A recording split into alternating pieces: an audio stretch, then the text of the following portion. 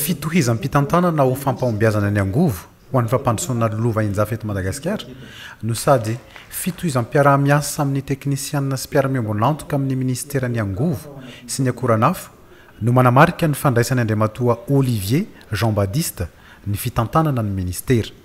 Maro tokoa le tetikasa na any amin'sehatra ny fanarenana ny jirama zany amin'ny ankapobeny ny resaka électrification rurale 105 mégawatts zay efa tonga automatique ny ankabeazan'ny entana, ny parc solaire zay efa misy, ny autoroute de l'électricité, de l'énergie, ny ring manodidina ny Antananarivo, tsapanareo fa betsaka le tetikasa tokoa.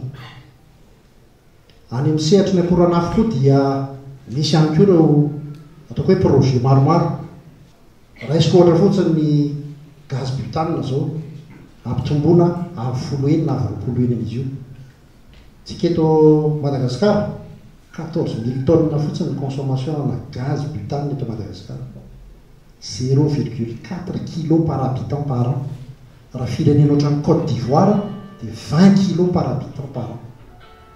Miankina tanteraka amin'ny tolotra sy tinady eo amin'ny tsena sy famokarana ataon'ny kampaniany tsolika amin'ny firenena mpanondrany, fitoniany ady amin'ireo firenena ao Moyen-Orient, ny fitombo na fihenan'ny filana ara-tsolika amin'ny firenen'dehibe, indrindra ny fitonian'ny politika an'izao tontolo izao na géopolitique no mamaritra na mametra ny vidin-tsolika maneran-tany ka tsy afa-miala amin'izany i Madagasikara.